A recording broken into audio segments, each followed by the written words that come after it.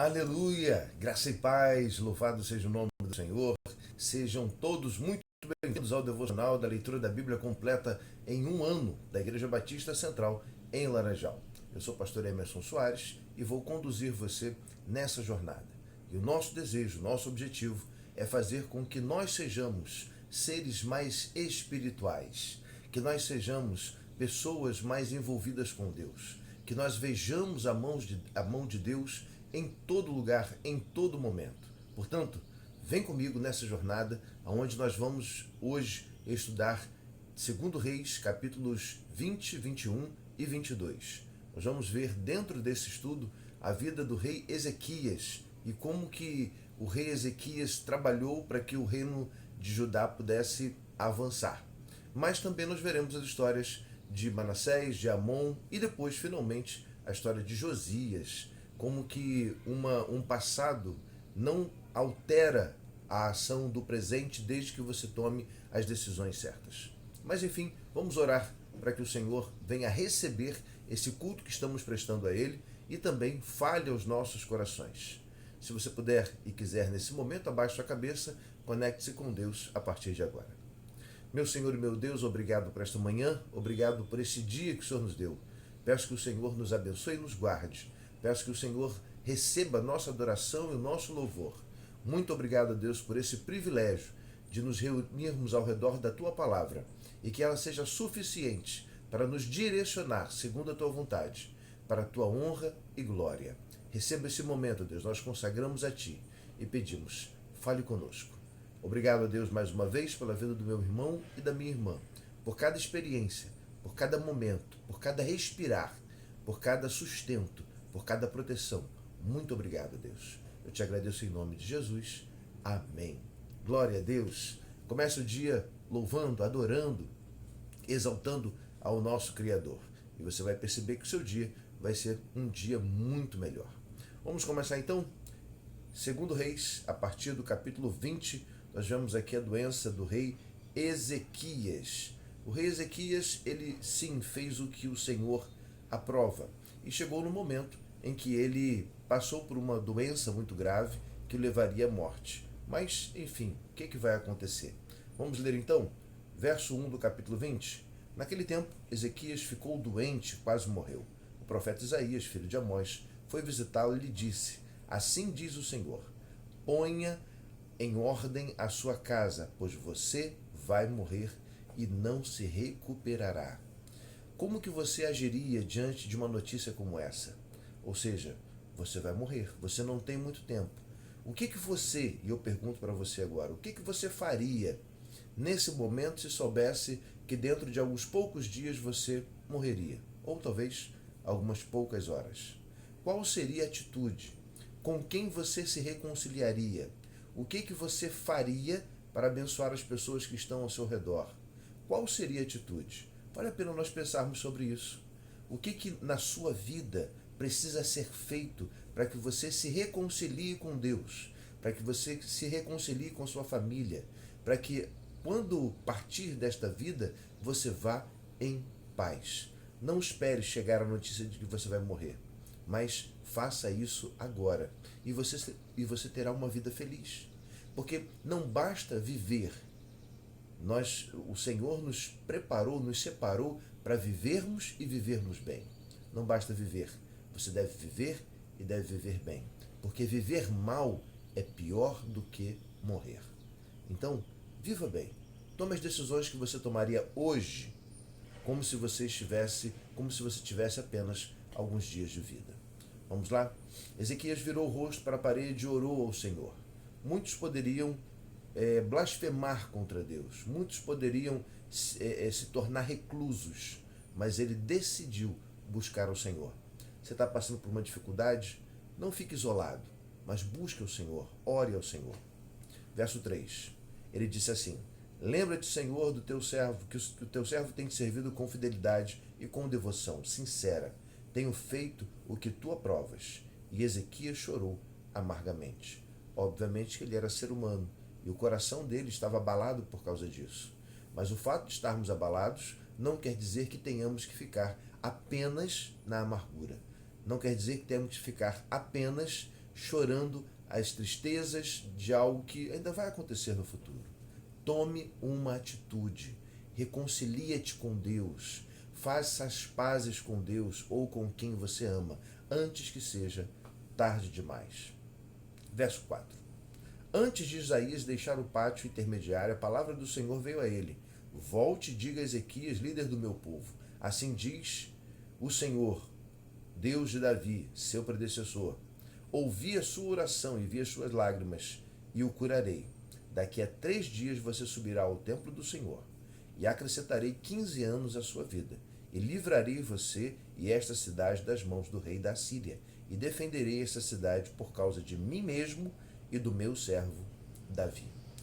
Porque ele recorreu ao Senhor, ele teve 2 bênçãos. Uma, mais 15 anos de vida, e ainda ele não seria subjugado, não seria dominado pelo rei da Síria, que estava dominando todo mundo conhecido naquela época. Já tinha dominado Israel, a tribo, o reino do norte.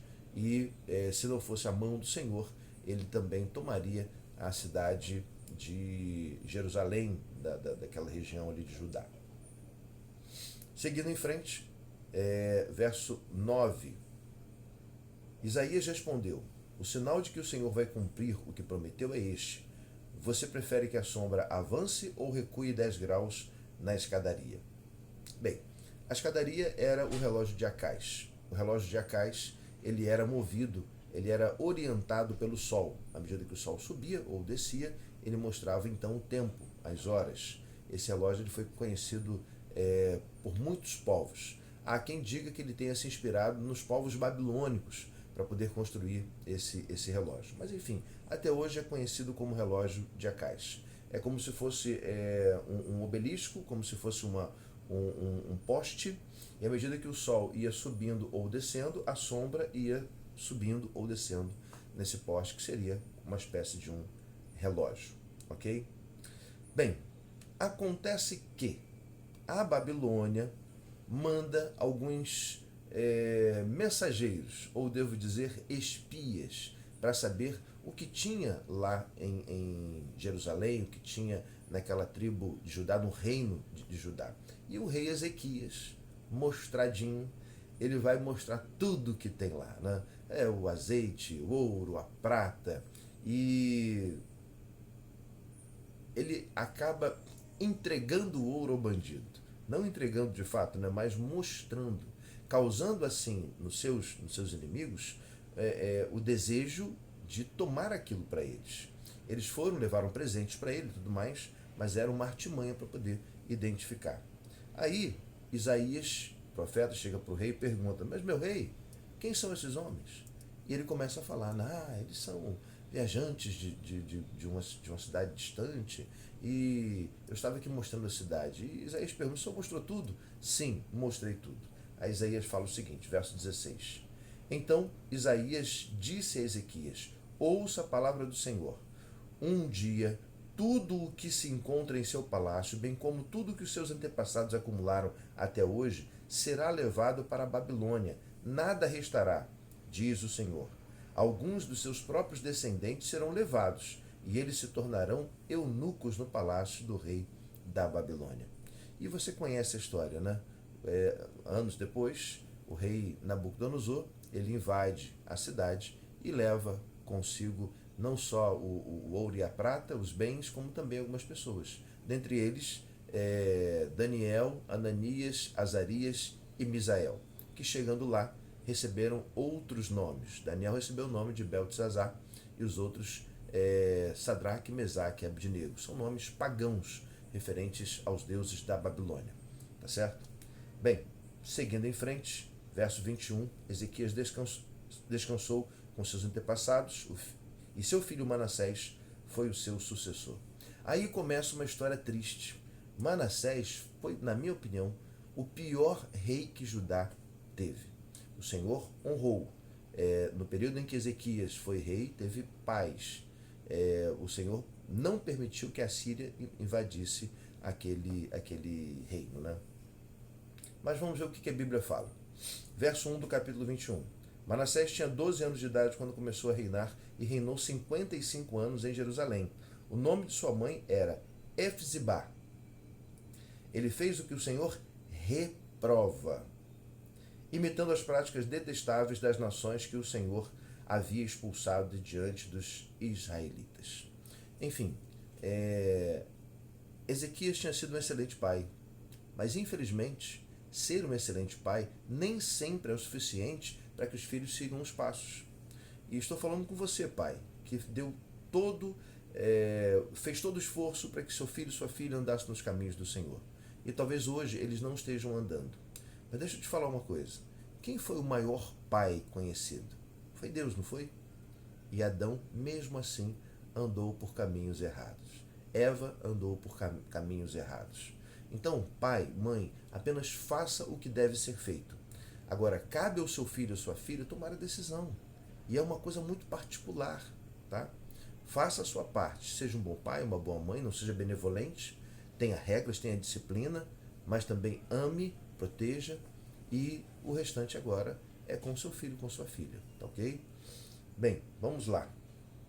Agora, o que ele fez? Não é só para você ter uma ideia do que Manassés fez. Verso 6. Chegou a queimar o próprio filho em sacrifício, praticou feitiçaria e adivinhação e recorreu a médiuns a quem consultava os espíritos e fez o que o Senhor reprova, provocando a ira.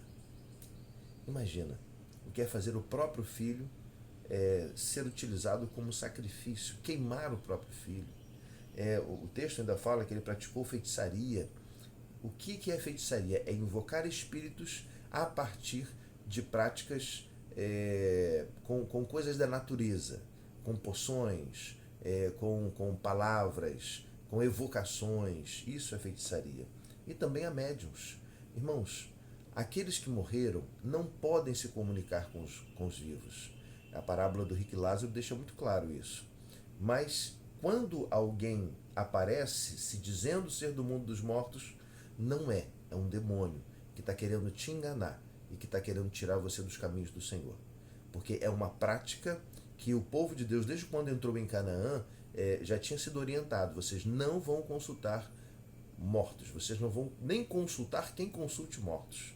E um dos pecados que Saul cometeu e que fez com que ele caísse foi também buscar uma pitonisa, que era exatamente alguém que buscava os mortos. Verso 9.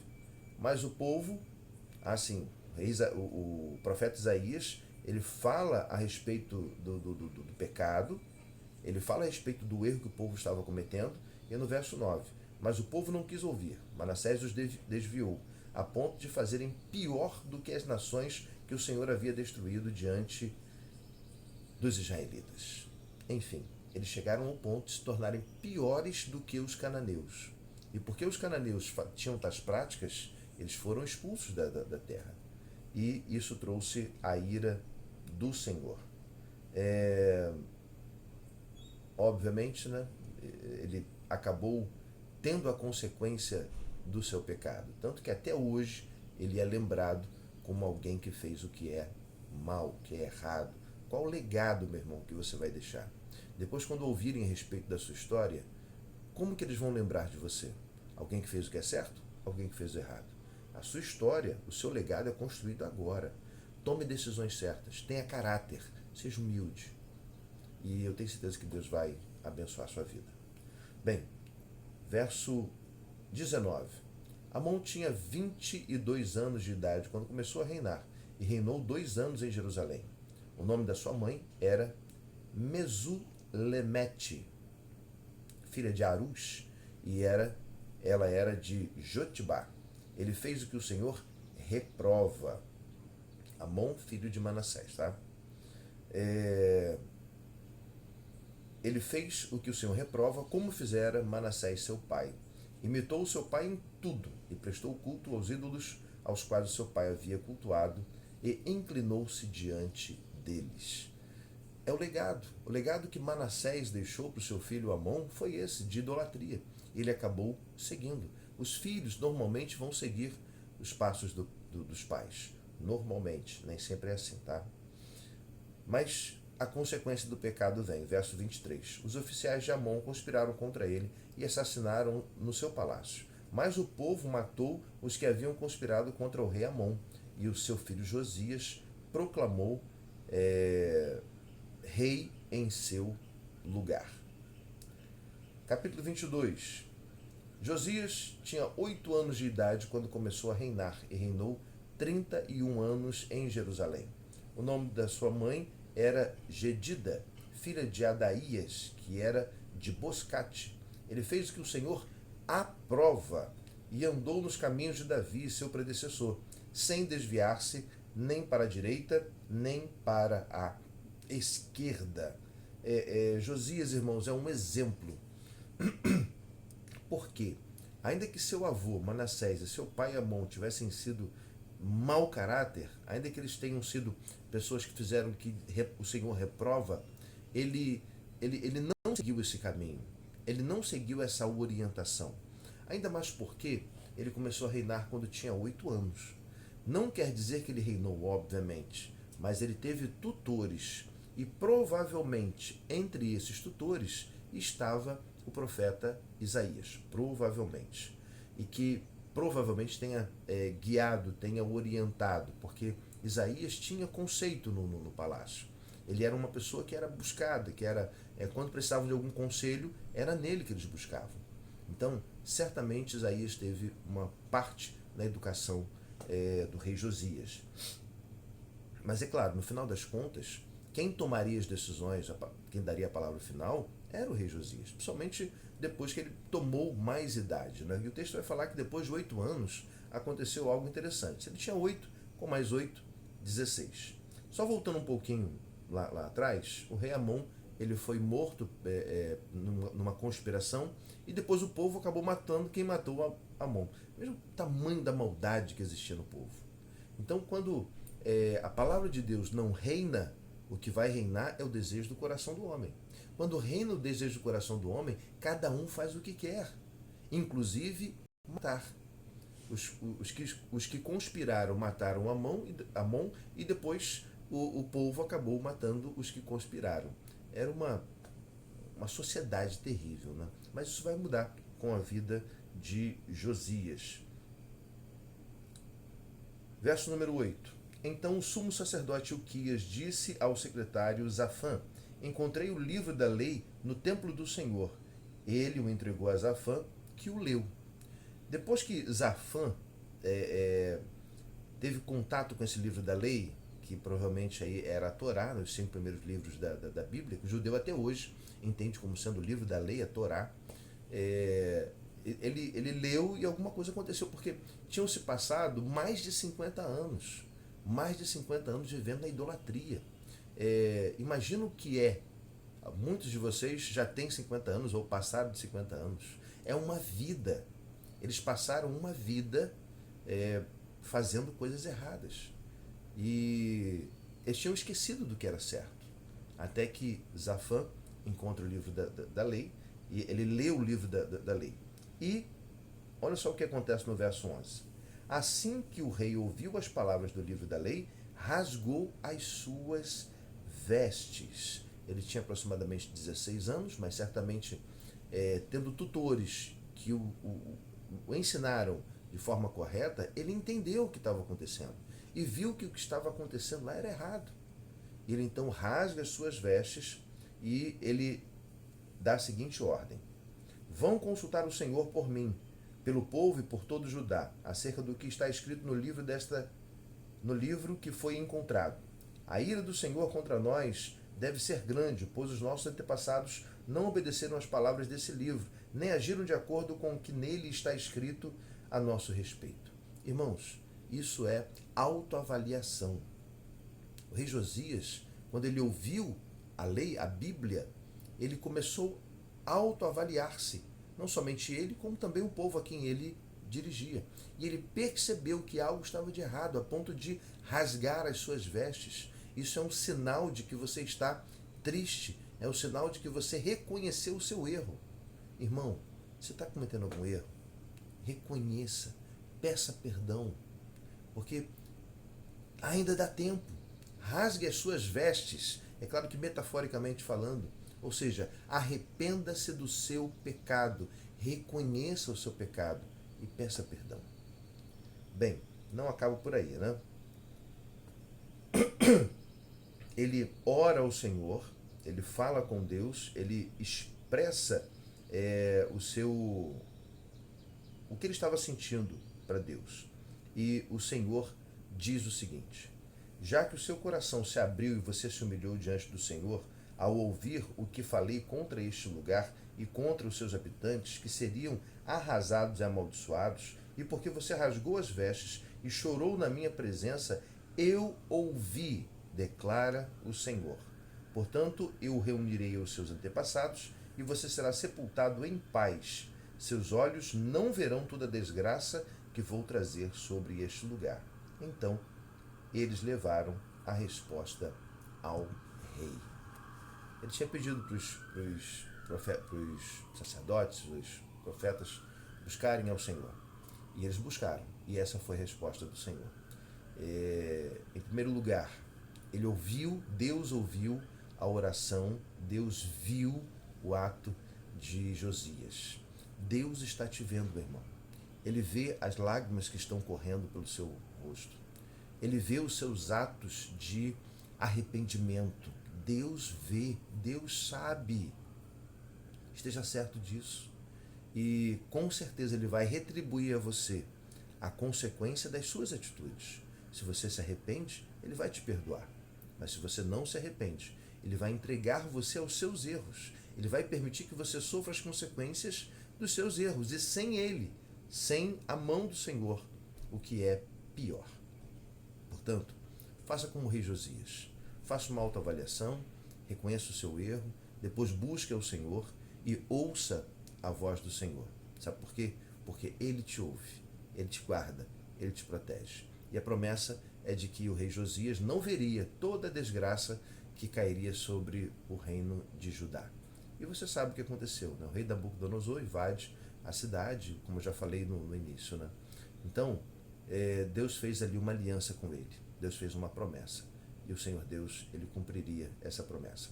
Bem, amanhã a gente vai ver o restante do que aconteceu, o restante dos acontecimentos da vida do rei Josias, mas espero que tenha sido para você um momento de conhecimento e de crescimento. Vamos orar? Meu Senhor e meu Deus, louvado seja o Teu nome, ó Pai. Muito obrigado pela Tua palavra que nos ensina, que nos motiva, que nos leva a fazer o que é certo. Muito obrigado, Deus. Eu quero, nesse momento, clamar ao Senhor pela vida do meu irmão, da minha irmã. Quero clamar ao Senhor, ó Deus, por aqueles que estão acompanhando esse devocional. Peço a Deus que o Senhor os guarde, que o Senhor os abençoe, que o Senhor os sustente, que o Senhor dê respostas, que o Senhor cure, ó Deus, aqueles que estão sofrendo agora com doenças físicas, que o Senhor cure as doenças emocionais, mas também que o Senhor cure as doenças espirituais. Eu te peço, ó Deus, traz saúde para o teu povo, e que esta saúde, ó Deus, seja responsável pela espiritualidade. Que a saúde emocional, a saúde espiritual, a saúde física, ó Deus, seja uma ponte para nós acessarmos e termos mais espiritualidade em nossa vida. Para que nós possamos acessar ao Senhor. Para que possamos nos contactar com o Senhor. Nos conectarmos com o Senhor. Eu te peço, ó Pai, em nome de Jesus, cuida do meu irmão e da minha irmã. Peço que o Senhor traga a resposta, traga, ó Deus, todo tipo de bênção sobre a vida do meu irmão e da minha irmã. Cuida deles, Pai, eu te peço. Dê um dia na tua presença. Em nome do Senhor Jesus. Amém. Mais uma vez, muito obrigado. Que Deus te abençoe. Tenha um dia maravilhoso na presença dele, tá? E permitindo Deus, amanhã estaremos novamente. Provavelmente amanhã nós estaremos ao vivo, tá? Provavelmente. Mas se não estivermos ao vivo, você vai ter um vídeo às 9 horas da manhã para que você possa meditar e trabalhar a sua espiritualidade no Senhor. Amém? Que Deus te abençoe. Tenha um lindo dia e que todas as coisas concorram para o bem daqueles que amam a Deus. Graça e paz.